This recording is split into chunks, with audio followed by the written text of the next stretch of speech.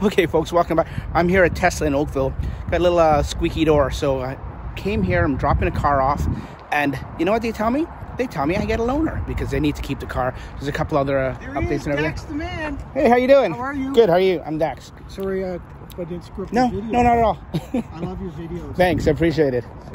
So, you always watching it. Oh yeah, I appreciate your support. I got a blue Model 3. Yeah. I call it Delft Blue after this Dutch pottery that's blue and white. Oh yeah. Nice meeting you. Thanks so much for your videos. No problem. Thanks. See you later. Take care. I appreciate it. Well, you'll be in the next one. 20th century boy, that's my name. 20th century boy. Okay. Yeah. Nice meeting you, man. Take care. Bye bye. Well, there you go. There's a Tesla Model 3 owner and a fan of the channel. I'm looking for a black Model S. So yeah. Anyways, let me find the key. If I press it. Oh, it's the one with no front plate. This will fit in just perfectly for me. Ooh, it's an old style Model S, but it's a Model S. Oh, Jesus, Murphy's a P90D.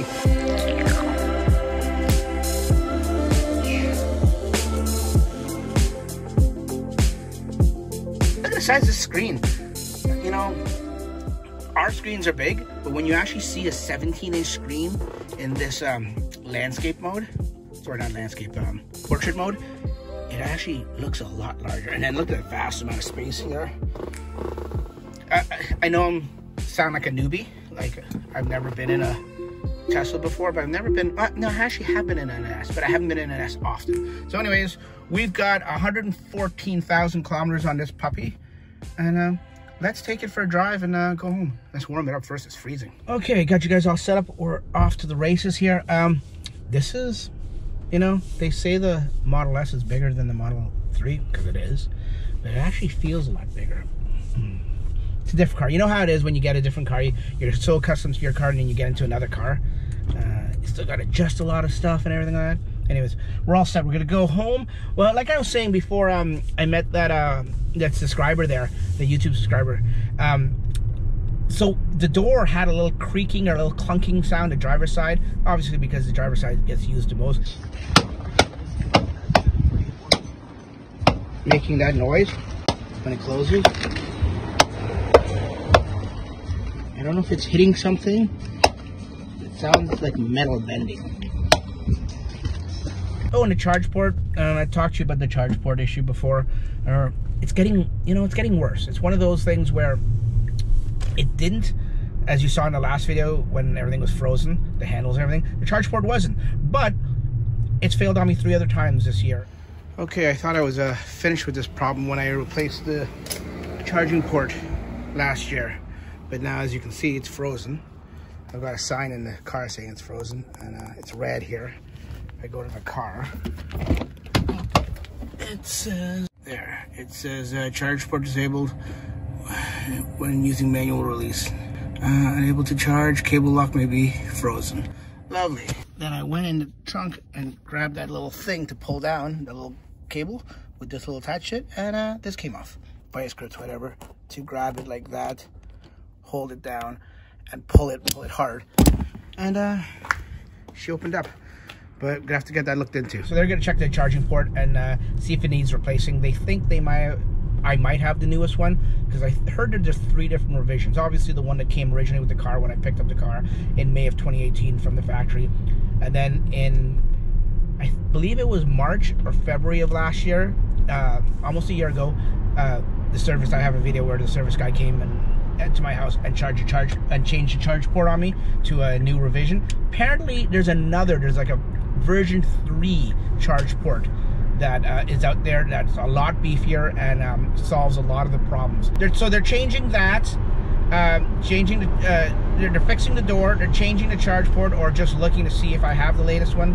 And then there's some bulletins, I think the service guy was saying that there's some bulletins on the car. So they're gonna go through all that kind of stuff and give me a loaner and they're gonna give me a call tomorrow, and I'll be right back here picking it up and dropping it off. And what I'll do is I'll pick up my the winter mud flaps at the same time.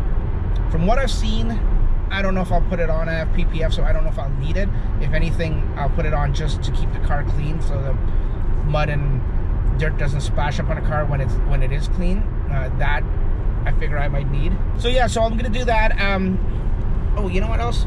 The heated steering wheel is on this, and I don't know how to turn it off. It's somewhere here in the settings, I'm sure. There you go, heated steering wheel off. Thank you, Tesla. You miss these little things every now and then, eh? I had a heated steering wheel in my Kia Soul EV, and it was great. Didn't really miss it in the Model 3, but now that it's in the S here, sort of miss it for the next 24 hours. I guess I'm gonna get a chance to use a heated steering wheel. I know a lot of people complain the Model 3 doesn't have a heated steering wheel, and at a luxury price and market value it is at, it actually should have a heated steering wheel. But you know what? There's ways around it. You can point the vents to the steering wheel when it's preheating, and I've never got in the car and complained or thought to myself that the steering wheel wasn't heated and it was too cold. So where were we? Okay, so we were talking about all the stuff that needs to be done, and they're gonna call me when it's ready. And in the meantime, I'll just drive around in this P90D and hopefully not kill myself. It's got 340 kilometers of range when I picked it up, which is probably like 80%. Let me just see if I can figure out the yeah, 80%. So it had just over 80%, which is good. That's what I had when I dropped the car off. My car had about 80%. This has 80%. Perfect. This probably gets a little bit more. Does it? Let me think. No, yeah, no, the other one gets a little bit more, because at 80%, this only gave me 307 kilometers. 80%, the other one gave me, mine almost gave me 400. Okay, I remember what I was talking about. I was talking about the mud flaps.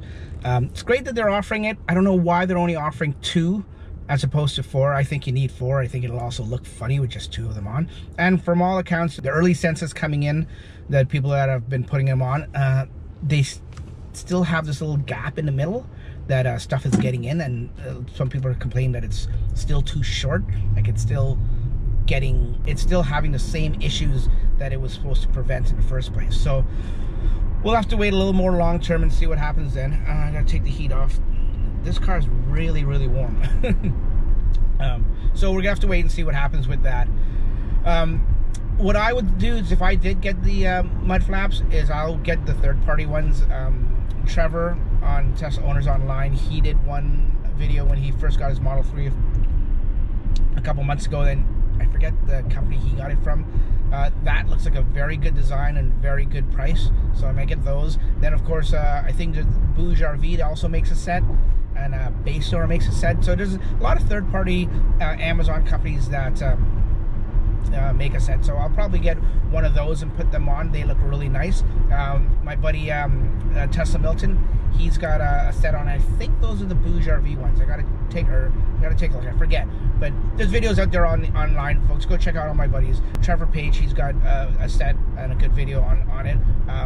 Tesla Milton, Anthony, he's got a set and he's got a good video on it. Go check those out. I'll put the links in the description below. But I'm in a Model S. Good thing I changed the channel from the Model 3 guy, eh? It's a good thing, because now I'm not in a Model 3. And hopefully in 2 years, I'll be in a Cybertruck. And you never know. Maybe my wife will get her way, and maybe it'll be a Model Y. We'll see. That's all years and years away. Anyways, folks, I'm going to go home. I will fast forward right now to tomorrow. Hopefully it'll be tomorrow, and when I'm picking up the car, and we'll go from there. Okay, folks, it's been like really 24 hours, maybe a little less than 24 hours later, and going to pick up the car. I got a text message saying the car is ready to be picked up, and there was 4 or 5 things that was serviced on the car. So I'm assuming the charge port, I'm assuming the door, the whole reason the car was in there, and 2 or 3 other things. I'm not sure what they are. I'll have to check the invoice when I get there. But 24 hours in a Model S P90D, can't say it was that bad. Some differences, a lot of differences between this and the Model 3. I'll go through those in another video for you. But I want to pick up the car and see what they did.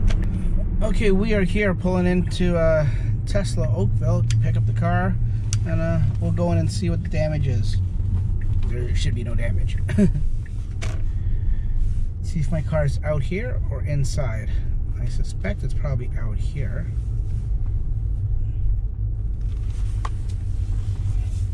Maybe not. That's not mine. Oh, yeah, there's mine. Yeah. It is right. There's Maven right there.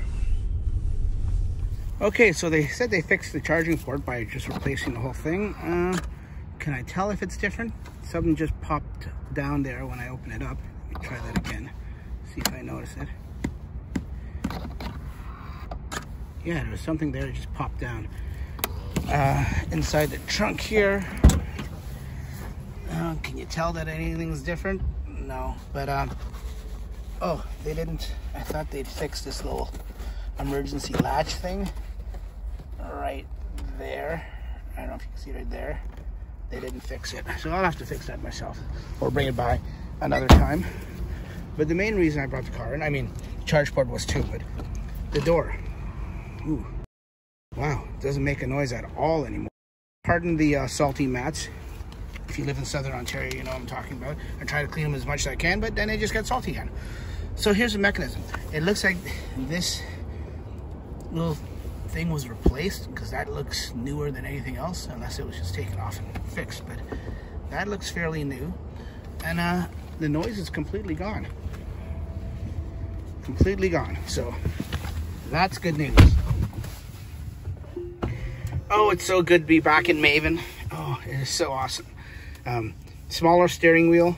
I did a, if you haven't seen it, I've done a, oh, you probably wouldn't, because I'm going to put this one out first, and then if you haven't seen it, there's going to be a video coming up about the pros and cons of having a Model S compared to a Model 3 from a Model 3 driver's perspective. Oh, that's not good.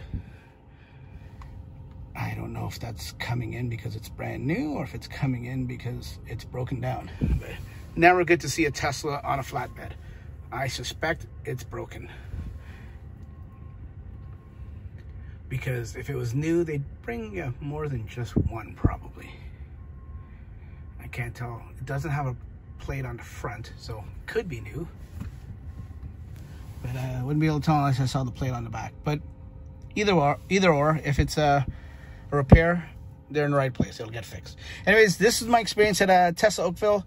Very good guys. Less than 24 hours, they turned around and fixed a few things. They also did, the third thing they did is they checked the battery connectors and terminals and stuff like that. That's just something they do while the car is in here, and do a once over a general diagnostic, and everything passed with flying colors, and the car is great and good to go. So thanks Tesla Oakville, nothing but great service. I can't complain. These guys were awesome. When I was checking out there, they saw my Cybertruck hat, and they were talking about the Cybertruck to me and asked me if I liked it and stuff like that. And nice conversation, nice friendly staff there. Anyways, folks, that's all I got for you today. Thanks for watching. Keep joining me for these Tesla experiences. If you like what you see, hit the subscribe button if you're not a subscriber already, and we'll catch you on the next one. See ya.